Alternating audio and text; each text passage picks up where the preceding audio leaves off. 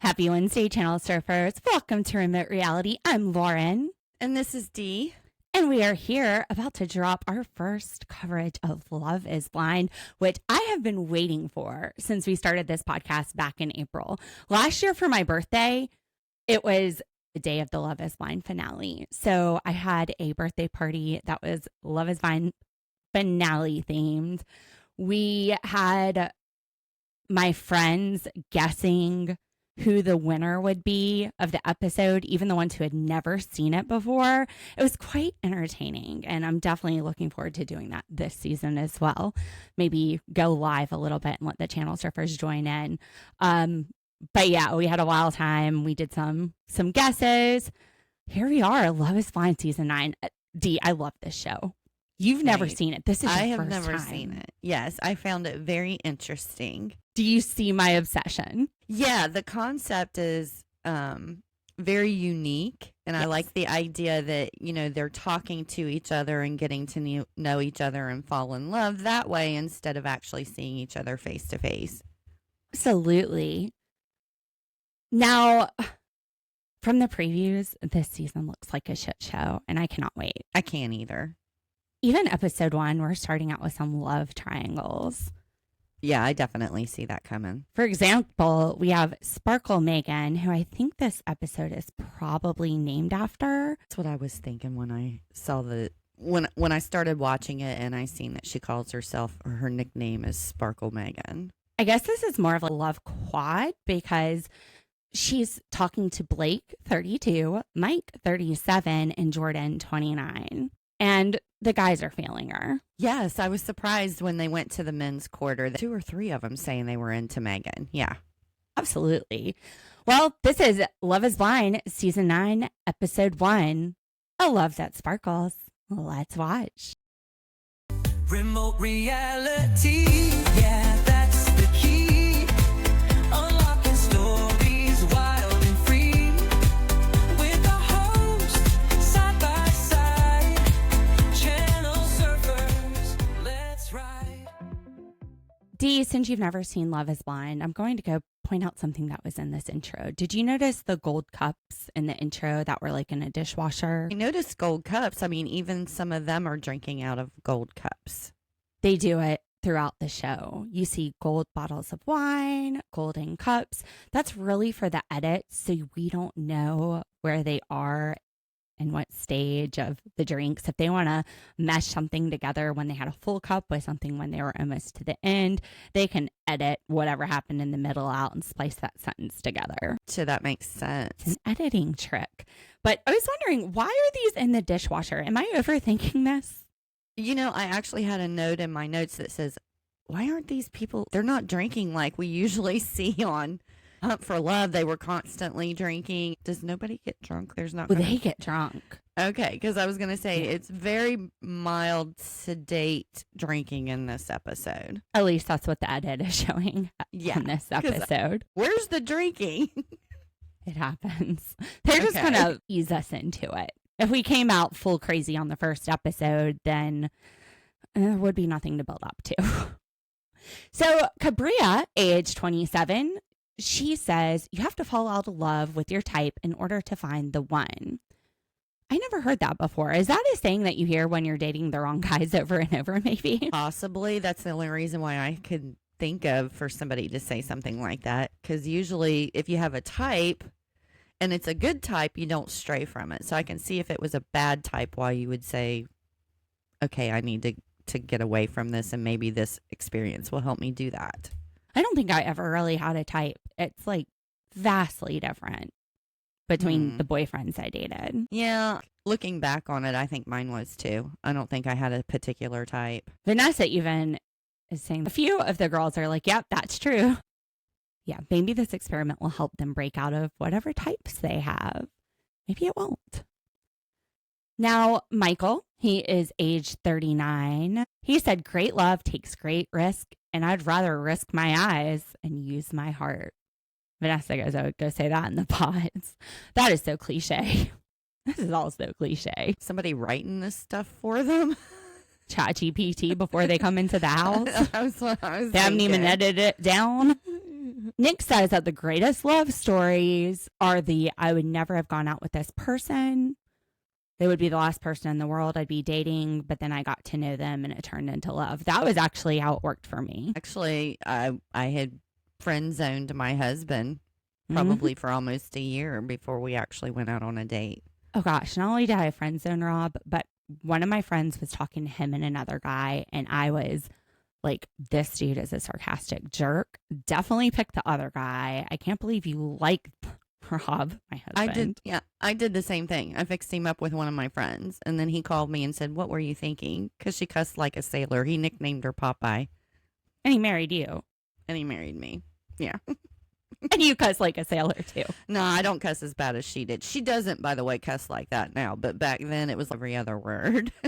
And I became friends with him because he was friends with her older brother, and he was always around, and we were always around. And then he was like my best guy friend and the one I would go to for advice and everything. And then 4 or 5 years later, he kissed me. I was like, oh, we're doing this now? Yeah. Quite surprising. It's the unexpected Great surprise. ones. Yeah. It's Didn't the know. He snuck up on me. It's the ones you never see coming. The ones you never seen coming. We meet Edmund, age 28, and I started loving him from the very beginning. He was in the foster care system. He just wants to build a family of his own. And one of my best friends was like in and out of foster care growing up. So she was one of the sweetest people ever and wanted the same things. And it was just all this guy. He was so sweet. So sweet. And he's kind of nerdy a little bit, which I love. You can see his little He kind of reminded me of Urkel. He had his pants were a little bit too high, and you could see his like design socks with little designs on it. It was really cute. I said Urkel. Maybe he wasn't wearing I thought overalls. Urkel was cute. He was when he took off them overalls. We meet Madison, who is 26-year-old that has a blinding eye condition, which I can relate. I have type 4 retinopathy from my diabetes, and got a cataract right now in my left eye. I'd gone blind back in 2017 in my right eye, and then blind in 2018 in my left eye, and had to have these surgeries and get my retina reattached. It's crazy, y'all. It's crazy. But I have a very supportive husband. Actually, we got married in 2018, a few weeks after my second eye surgery. So yeah, hopefully she will find the right person that cares, that actually is in this to find a partner and care about somebody. Jordan is 29. He is a single parent. We don't know much about the single parent, if he's divorced and sharing custody or if something happened. Really could be either way. But the girls really do like him. After the first dates, they go back and they're like, ooh, the daddy. Ooh, yeah, daddy. Daddy Jordan. Ooh, they ready to ride on that train. I like the daddy. All right. Megan H. She is 33 years old. She's a business owner. She needs a confident and secure man who can deal with her successes, which is kind of sad to say that she even has to think that there's so many immature men who can't deal with success. This is going to be a great experience for her. It's going to be right up her alley of finding someone just for her. Yeah.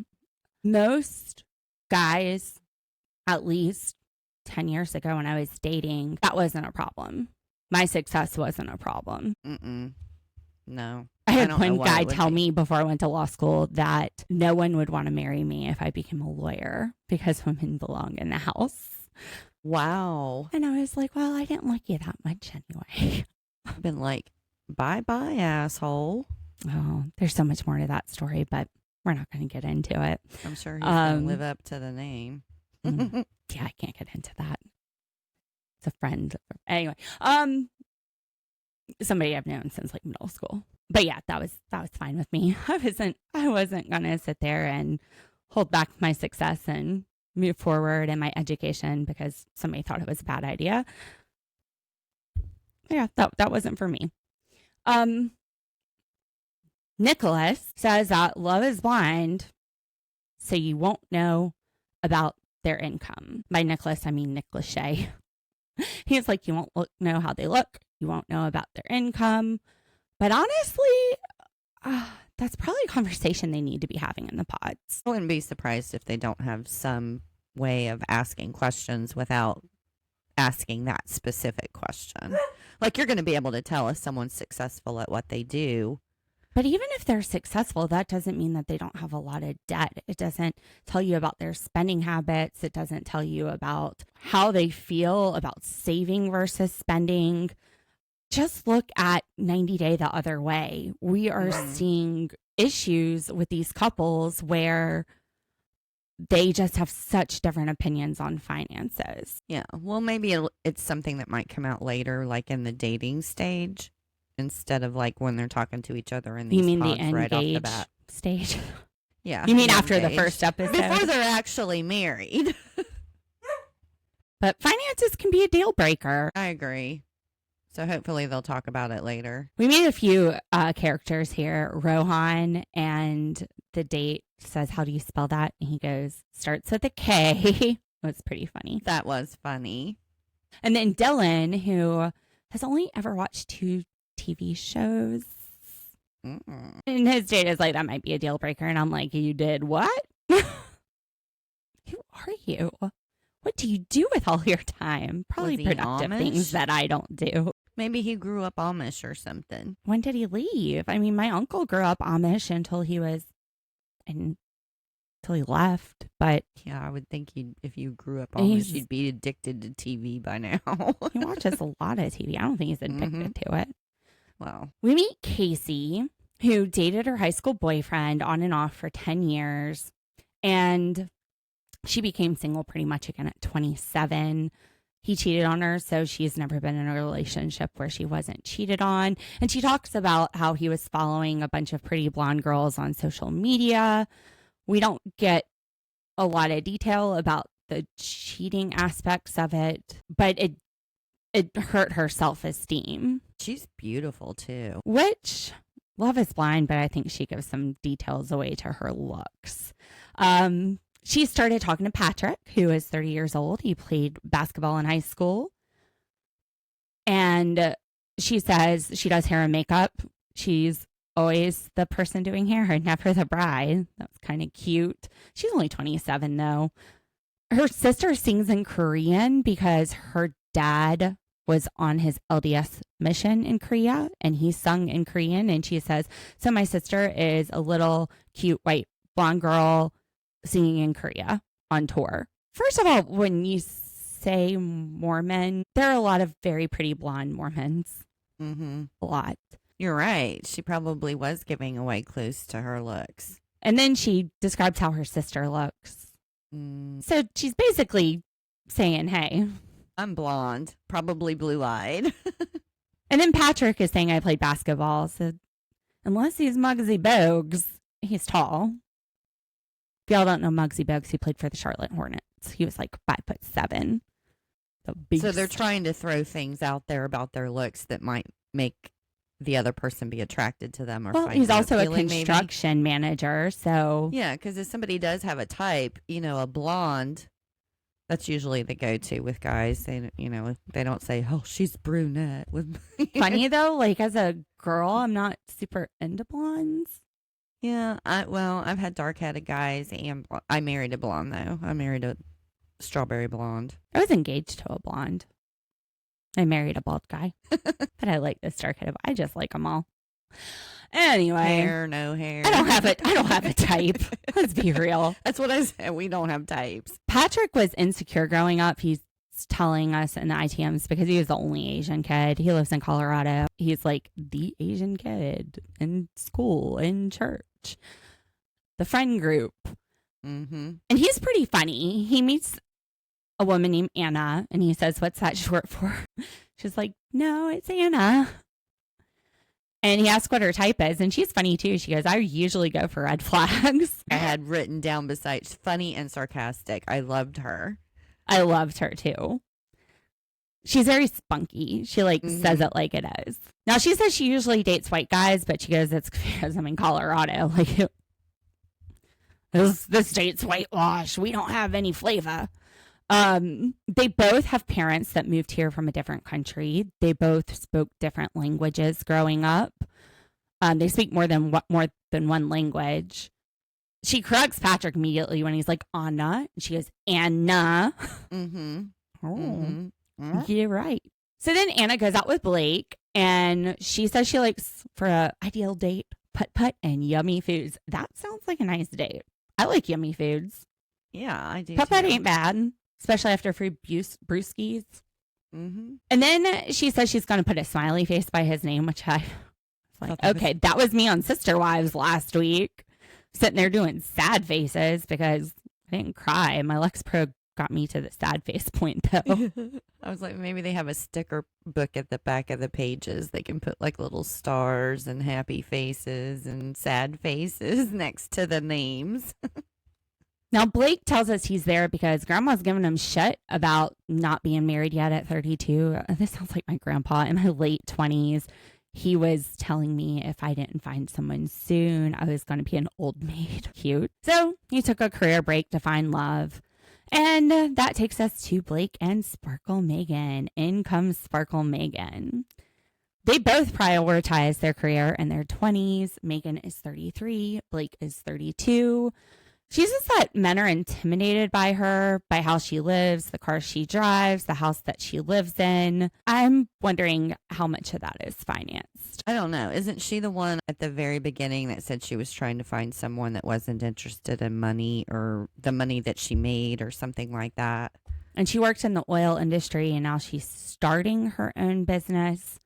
Yes, she's given away that she might have some money with just the things that she was talking about. But I actually like her. Her too. But Yeah.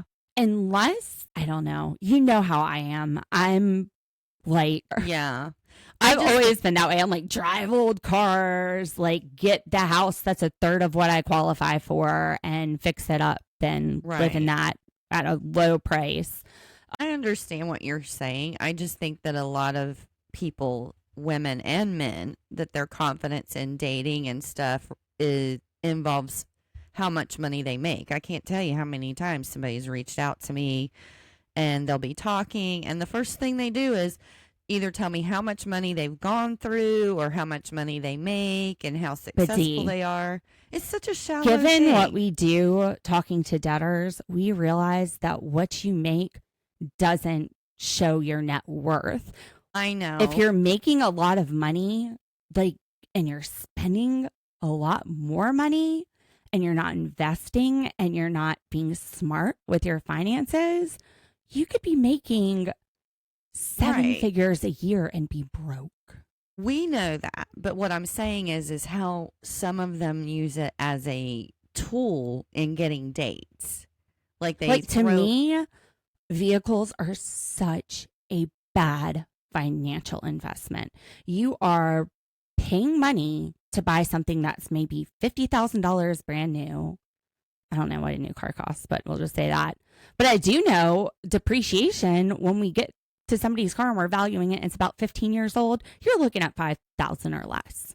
So even if you paid cash money for this $50,000 car, in 10 years, that car is only worth $5,000. You have lost 90% of the value. If you are financing it, you are also losing interest because you're paying interest on top of the purchase price versus buying the car after the depreciation has run, taking that money and investing it and earning interest off that other like $40,000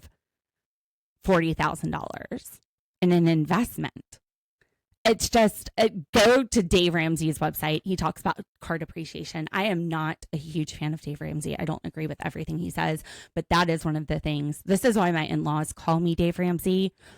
The only thing is, like, if you're making so much money off of your wealth that you can't even give $18,000 per person away to avoid an estate tax, meaning you're going to die with more than $23 million if you're a married couple, more than 13, 14 if you're single, million, then yeah, go ahead and buy the car because the rest of it just goes to the government when you die. Anyway, I digress. I am so thrifty.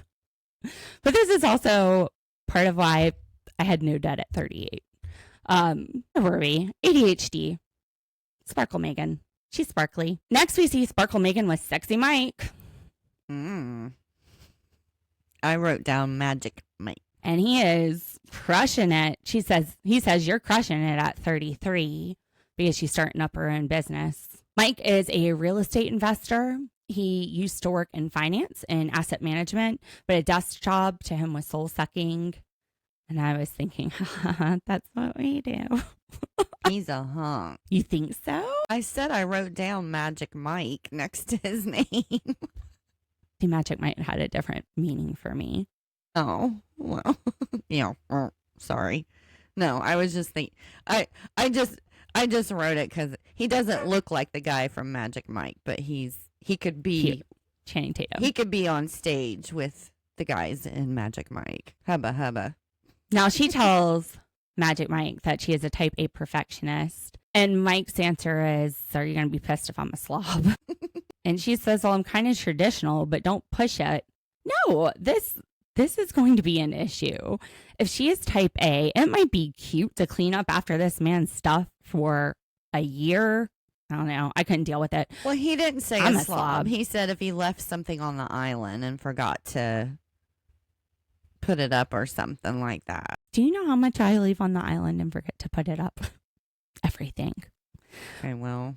But there's some people that are like that, and there's some people that aren't. And I am not like that. That's going to annoy me. I'm a mess. That's why I work for you. I clean up the mess.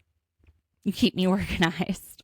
I do. I'm organized with certain things, but I it's just like remember. internally. I just remember the first time I walked into your office and started working with you when I was interning, and the thing that went through my head is like your office looked like ground zero to me. Like there was so much in my brain that I was trying to put in filing cabinets and put up, and I was glad that we're like more paperless now and you work from home. Thank God you had shit everywhere. And You said the first thing you would do every day is like clean up. I know. And like your organizing system was you knew where everything was in the mess. And for me, I couldn't find anything until I organized it. Like I didn't even like a pen to be moved out of place on my desk. Like if I I was walked internally into organized in my mind, even though I can't see things in my brain, I knew where it was. I just knew. I would just walk in the office and I could always tell immediately when somebody had been working at my desk because nothing was in the place that it was supposed to be in. So Sparkle Megan says she's kind of traditional. She wants a man to be the provider, to give her security and safety. Oh boy. Which probably explains why she wants somebody that's more successful. But Sparkle Megan, what happens if the unthinkable happens and he dies? Like, you have to have something going on for yourself. At least a life insurance policy. Yeah, I mean, she did say, not that I necessarily don't want to work or I want to be a stay-at-home mom, but she wanted that type of guy that had that mentality. Because why would you want that if you didn't want to stay at home? I don't know. Which is I don't fine know, if that's what she wants. Unless maybe she thinks that they have some kind of values that she likes better than other guys. I don't know. The value to make money? No, I don't know. I just remember telling my daughter, she used to have a list. You just need to throw the list away. I don't think that there should be deal breaker things on a list because you're not going to find somebody that meets everything on the list. Well, you should have like some deal breakers. Well, I've got some. We all have some deal breakers, but to actually have a list, okay, if the guy is this, or this, or he's not this, or, And I guess that's part of what this show does, kind of eliminates that if they're not talking about it and just getting to know each other without seeing each other like physically. I don't know. Because looks has a lot to do with things for some people. I don't know. It can.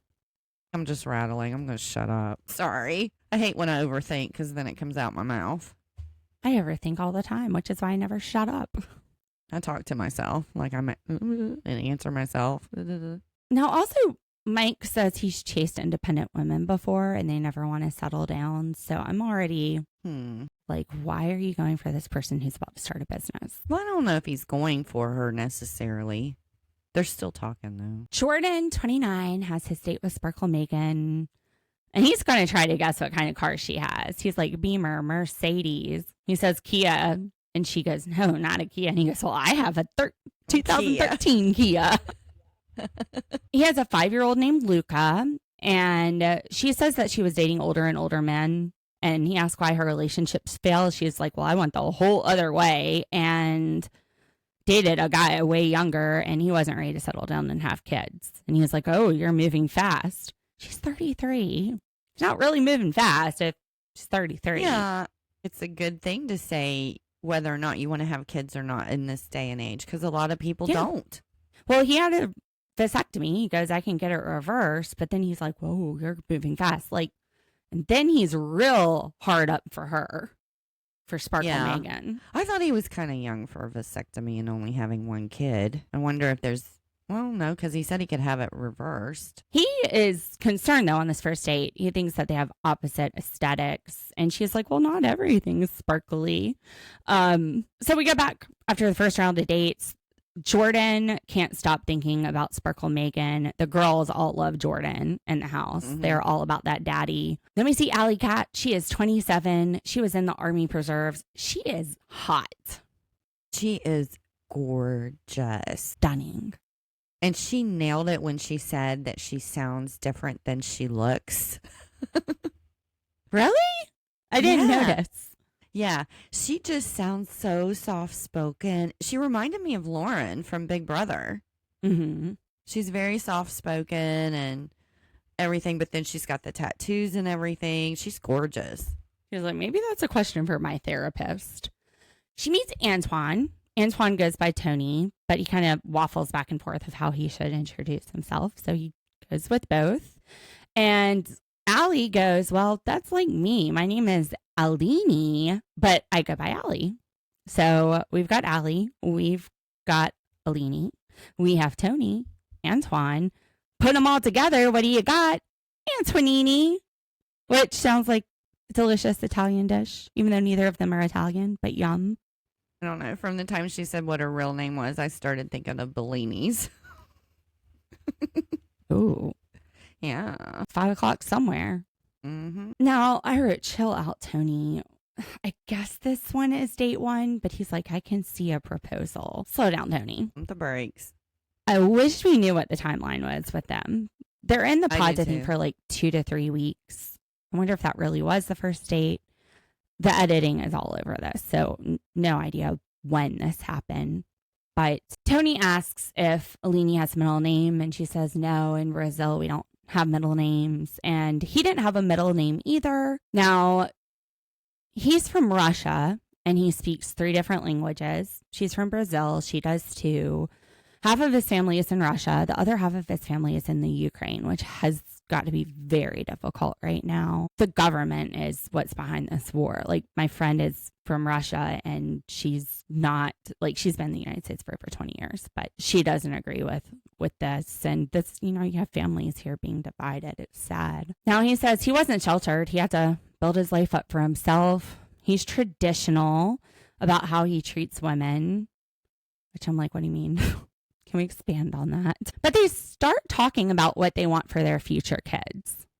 And they both want to be good examples of a kind, loving marriage. And then Anthony says the difference between married people and dating is you expect the person to be the rock for you. Like, are we talking about The Rock Johnson? Are we talking about somebody to fix you? Because that definitely isn't what you want in a marriage. You need to still be self-sufficient because you're still a whole person. I think maybe he needs an emotional rock. If you got problems, you need to go to therapy to fix that before you get married. You want to be on your best when you meet that person you're going to settle down with. I would have said that my husband was my rock. I felt like he was a safe place for me to, like, vent emotionally and things like that. That's kind of the way I interpret the word my rock, where sometimes when you're in a relationship, you still kind of put walls up with people. If you're just dating them and you're not, like, you haven't been in, like, a long-term relationship with them. I can vent to my husband, but I can vent to my friends too. Yeah, it's just a different experience. I know in my head what I'm trying to say, but it's been a week of Mondays and it's been a hell To me, of a it week is a for different us. experience because I think my husband gets that deer in headlights like Will did on Big Brother, and he's just like thinking about something else while I'm talking. Yeah. Yeah. He's like, that's great. Yeah. It's more in my, when I say he was my rock, it's more than just I can go and vent to him. He's just always going to be a safe place. He was always going to be a safe place for me to say whatever I wanted and be myself. Now, Antoine starts calling her baby. I'm really hoping that this timeline, we're watching date 3 or 4.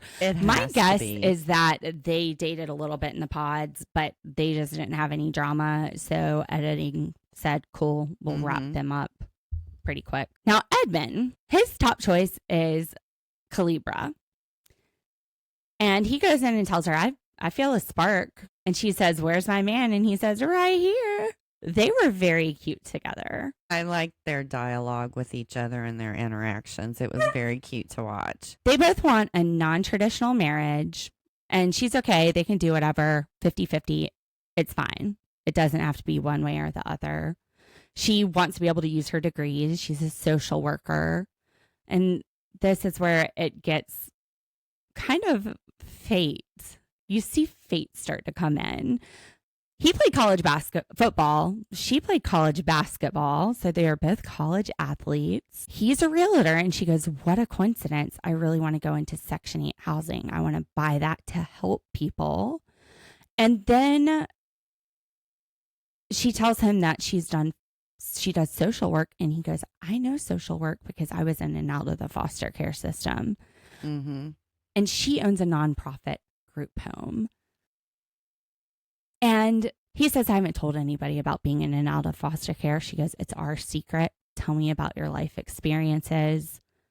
And he just starts breaking down, crying. And he said, I always learn to hide my emotions. And she says, you're really a man for having that vulnerability and that emotional intelligence. He says he has a calling to teach. So he wants to be a substitute teacher one day because his 5th grade teacher changed his life. And he's like, oh my gosh, I'm crying. I was like, I'm crying too, Edmund. I'm crying too. And she tells him he's more of a man if he cries. And she wishes she could just hug him right there in that moment. And she tells him he's strong as hell. And she keeps calling him my love. And he's like, KB, thank you for that. You're my only one. I like that we're vibing this hard this early on. He's looking for his best friend. He's going to go back to that room so excited. KB, you're great. This is so adorable. These two have so much in common. They can really understand kind of the bigger picture of each other. Yeah, I really loved their interaction with each other. They were just 2 peas in a pod. They were just like yin and yang. Them. Yes, they were I awesome. love them. This is the real deal, D. I do. Go KB and Edmund. Let's go. We go back into the guys' quarters, and Joe said he's afraid of Slick Mike because Mike's over there talking to the women. And then Joe goes in. He's like, I'm a buffoon. I can't talk to women. I'm funny around the guys, but I just fall on my ass in front of the women. Bless his heart. But he does feel connected with Madison. He's almost been engaged before. He doesn't have a lot of experience dating. Now, he didn't know her voice when he walked in, but he was happy to hear it. And he tells Madison he's really feeling her. He's like, I'm sure you hear it a lot. And she's like, yeah, I've heard it once. He's like, yeah, I bet you heard it more than once. She's like, no, just once from you. Mm-hmm. It was pretty cute. Yeah, it was something about the Madison vibe. The Madison vibe. Now, Madison, her idea of a date would be karaoke, but she can't sing for shit. And she would do Fergalicious. He says he likes country or Queen. And he's like, well, tell me more about this date. And she's like, all right, then we're going to go to 7-Eleven and get some flaming hot limes and Cheetos. I'm like, I like this girl. I can't sing for shit. I love karaoke. I love flaming hot Cheetos. I'm going to get a Slurpee to wash that down at 7-Eleven.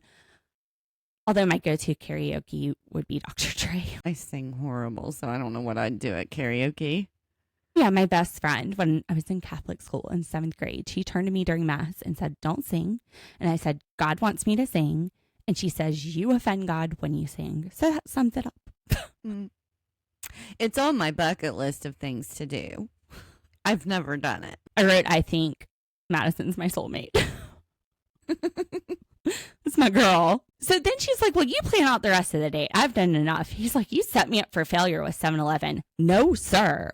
She set you up for delicious taquitos, Slurpees, hot dogs, maybe a pack of beer. Like, you can have a good time at a 7-Eleven. And he finishes it off with, well, we go to a speakeasy and a nice dinner. And then she says, and then we could go and have sexy snuggle time. You know what? Honestly, just cut out his fancy dinner. Just take them Cheetos back and have some sexy snuggle time. Just wash your hands first. What do you think, Dee? Which date are you liking better? The karaoke, 7-Eleven sexy snuggles, or the speakeasy and nice dinner? I don't know. They both sound good.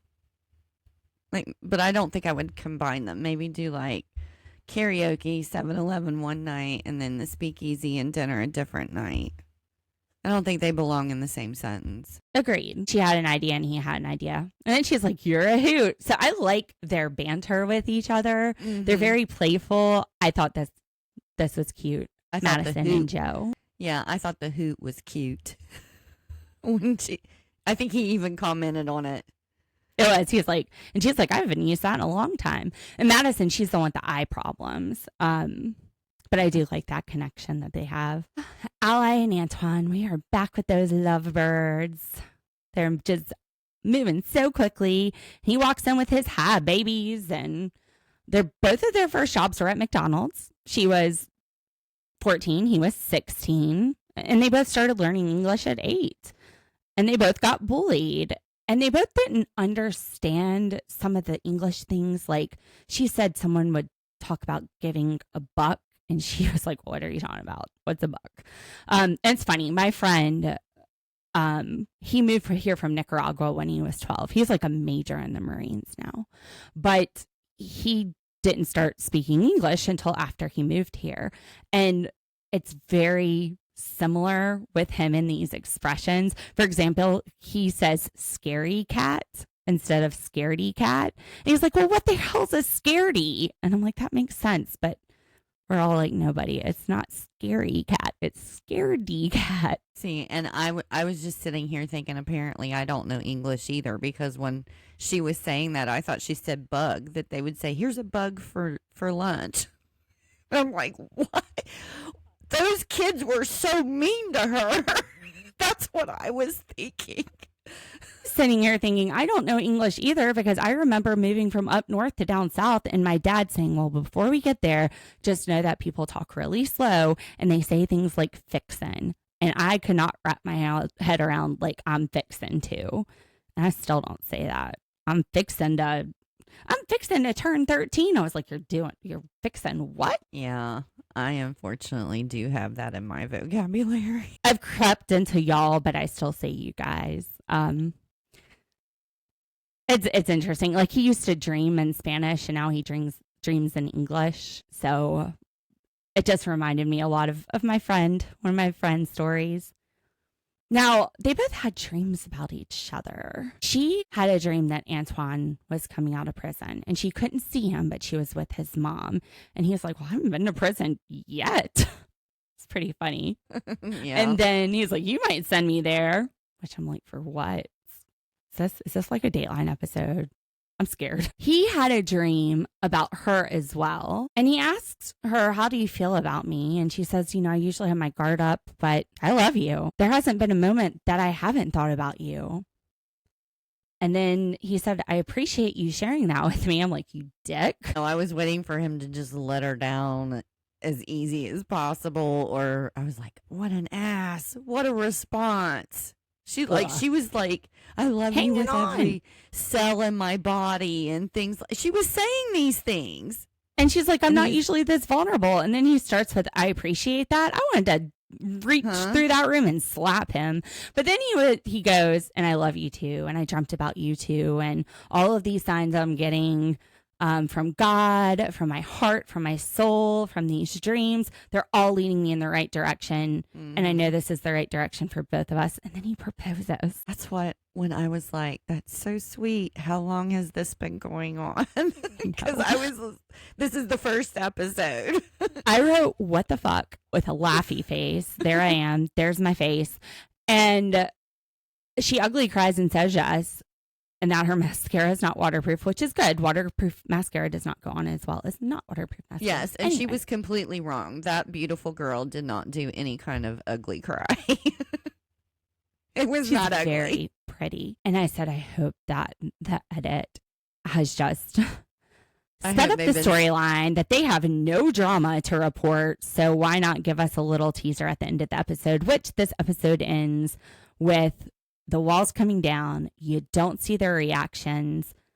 You see the wall come down with her. You see him walking out, but he has taken his glasses and moved them on top of his head and he's squinting. I don't know if that was a great idea. Maybe leave your glasses on and then pull them up when you get to her, so you're not like looking at her like this for the first time. So episode 2, we are going to see their reactions. They're both nervous. He's nervous if she's going to like him. She's just nervous and excited and scared and all the things. And when they go back from this date after the proposal, everyone's really excited in both of the pods. The guys are cheering. The girls are cheering. Everybody's happy. So we see Casey working out. And someone says, why is she such a badass? I was like, I know. And they're like, I don't look that good when I'm running. I was like, nope, I'm falling. I'm tripping on something. I think I look that good, but I know I don't. I look like a sweaty, I don't know, snail. I don't know. Yeah.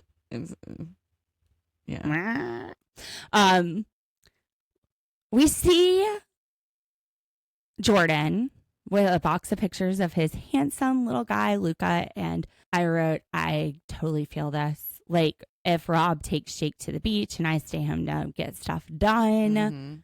The first night, I'm like, this is awesome. I've got the whole house to myself. It's quiet for once. The second night, I'm like, I miss my little guy. Yeah. So we see Jordan and Megan Sparkle. He walks in. He's like, what's up, dude? We've got Hey Baby coming from Antoine and What's Up, Dude coming from Jordan. Now, even though he was not sure about Sparkle Megan on the first date, he really likes her ambition and her passion, despite being Sparkle Megan. He tells her about how he took the picture of his son out and it made him break down, but he's like not crying, break dancing, which was kind of funny. And then he shares that his son, when he was 2 years old, was diagnosed with type 1 diabetes. All right. Insert me bawling. I have had type 1 diabetes since I was 10 years old. It's like 2% of the world population. This is the most extreme version of diabetes because we don't make any insulin. We rely on insulin shots like Sparkle Megan's father did, or an insulin pump. I've done both. When I was first diagnosed 31 years ago, it was shots. It was mixing up 2 different insulins in a shot, taking those twice a day, and they would peak at certain times, and you would have to eat, hoping that you would match when it reached that peak. And if it didn't, then you'd like fall down and couldn't walk. And things have gotten so much better. When I was about 18 years old, they had this long acting insulin that I would take. And then every time I eat, I would take a shot to counteract the carbs since my body doesn't break down carbs. And then I got an insulin pump about 13 years ago and a CGM. So the technology does keep getting better. That is something that Sparkle Megan tells to Jordan. Her dad was still on insulin shots, probably on the long acting and short acting. Some people don't want to carry a pump around with them at all times. I mean, I'm like attached to a ball and chain. This thing loves to get caught on door handles and cabinet handles. And sometimes I'm like, whoop. I'm like D with the headphones the other day. I just get yanked back. I'm like, dang, caught that. Sometimes it rips right out. It's a fun little thing. Although I kind of bra to store it in. I usually just stick it between my boobs. It kind of like makes them look a little spread out and fake, which is fun. But she says with the modern things, he's going to have a whole different life than her dad. And actually, just in August, I think it was University, maybe not. I can't remember where this was. I want to say it was University of Florida, which is where I went when I was diagnosed. That might have been something else, though. That might have been a cancer research. Anyway, they have these CRISPR cells. So there is a cure for type 1 diabetes. You can do inlet cell transplants, but the problem up till now is the transplants can be rejected. So it would require somebody who also already has like immuno problems to have to take immunosuppressants for life. So like my friend Rebecca, her college roommate was type 1 diabetic, and she had issues with the insulin, like an allergy or something to him. So they gave her a inlet cell transplant, and she's on immunosuppressants, but it has cured her type 1. The thing about these CRISPR cells that this just came out in August, they do not require immunosuppression. The way that they are editing the DNA in the donor cells makes it so your body doesn't attack the donation. Well, that's amazing. I'm hoping, I never thought I would hope for a cure, but when I saw that research back in August, it's the first time I've ever hoped that this might be cured.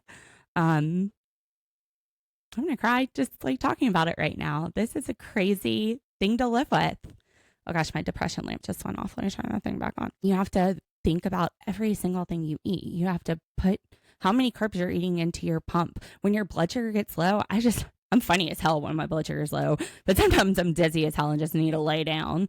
I actually recorded a Big Brother episode with my mom where my blood sugar was low. I was off the wall. I was off the wall that day.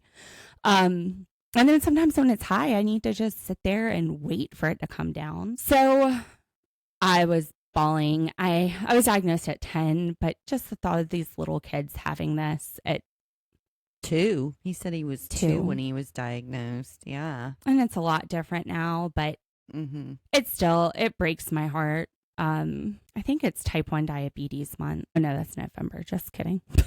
Close. I think it's domestic abuse month. I think it's domestic abuse awareness month for October. So her dad passed indirectly from complications. He started having an early onset dementia.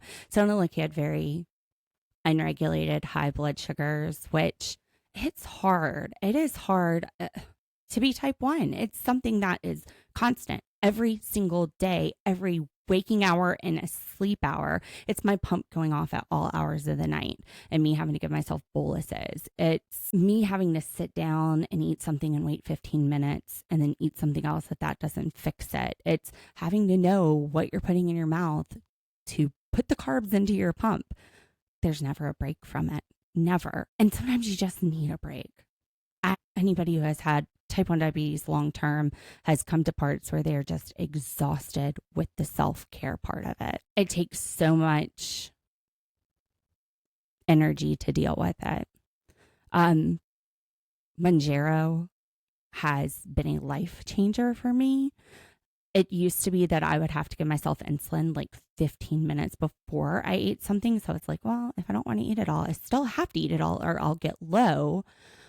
Now, Mounjaro, because it slows down the digestion, I can eat something and then give myself the dose and it like works. And my blood sugars are so straight. They're in such a great range with it because our bodies, it's just not insulin that we don't make. We also don't make those same hormones that the GLP-1 mimics. It's just that science has never said, well, like you need this to survive. You need the insulin. The insulin will do it. You can be hungry all day and have fast digestion, have blood sugars all over the place. We'll just kind of manage it. But my doctor, she was like, look, this is needed for my client's care, my patient's care. It's going to help. And I'm not losing weight on the GLP-1 because I'm not counting my calories. I'm just not having crazy blood sugars. It's really been incredible. All right, I digress with the diabetes stuff. This part made me cry. I really hope there's a cure soon for Luca. I thought it was so sweet when he said I would do that.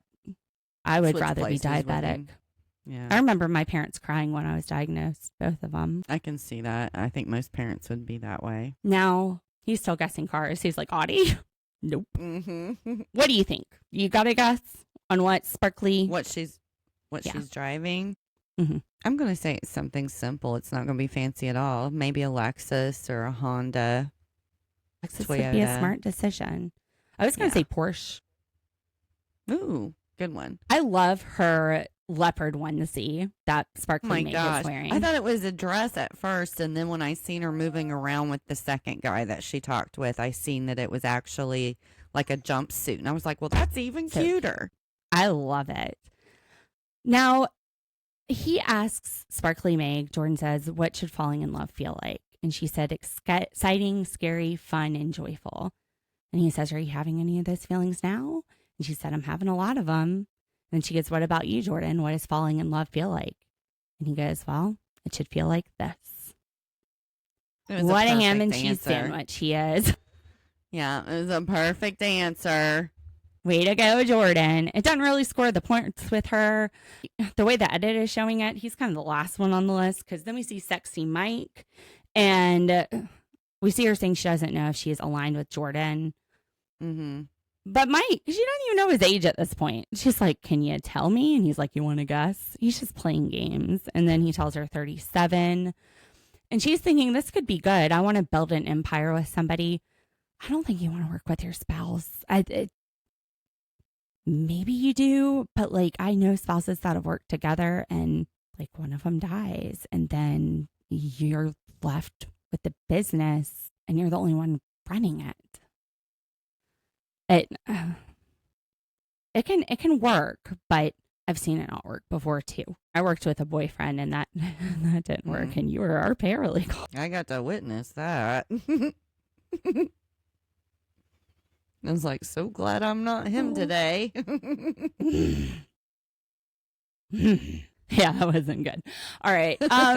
Really though, her number one is Blake. Sparkly Megan loves Blake. His dad passed about 4.5 years ago, which kind of lines up with when Sparkly Meg's dad passed, which she brings up and he doesn't even realize it. And she tells him it was from the type 1 diabetes, and that she was kind of relieved that she didn't have to put him in a home, and that she's forgiven her dad, whereas Blake wishes that his dad could have been more than just this awesome sports coach dad. He wishes it went deeper, and he never said anything. And she said her parents were like that. They didn't like conflict, so they didn't say anything. And that's not what she wants. She wants to have those discussions. Now, I honestly thought she was kind of close. I thought she was doing really well with Mike until I saw her with Blake. And then I was just like completely different interaction than with the other two guys. yeah. And she says she 1,000% could see herself married to Blake, but we don't get how he feels about this. Mm-mm. No. But I thought she was, feedback. yeah, I thought she was a lot more in depth. Like she revealed more about herself with him than she did with the other ones. Yeah. It was She deeper did. conversations. We end with Ali and Anton. They complete each other's sentences. He feels her around even when she's not there. They're both nervous. We see the things drop. He takes off his glasses. He squints. We already went into that, but boom. That's it. That's episode 1. What do you think? Sparkly Megan's going to cause some drama. I don't think any of these guys are going to work out with her, honestly. There's potential, but I don't know that she's choosing. I don't know. It's episode 1. I don't know that she's choosing the right ones, but Yeah, I don't think that she's giving anything away as kind of with any of them that she's like favoring one over the other. Although I do think she said that she felt more connected with Blake so far. she said that was her number 1. Yeah, that he was her number 1. And then she said she has concerns about her meshing with Jordan. But then again, maybe that was something she said after he said that in the first date. And then maybe they've grown closer. Yeah, she And they didn't just really edited it that way. Yeah, she didn't really comment much one way or another with Mike. And besides Jordan saying that he has feelings from her, we're not getting feedback from Mike or Blake how they feel about Sparkly Meg. No, other than I did hear the guys, like 2 or 3 guys saying that they were interested in her, but I didn't see which ones it was when one of them had walked into the men's quarters. All right. That is a 90-day. Nope. That is Love is Blind, season 9, episode 1. Channel surfers, we hope you enjoyed that. I didn't expect them to drop 6 episodes on us this week. So we're just going to kind of record and put them out. Definitely wanted to get at least 1 out today. We might get 2 out today. I don't know.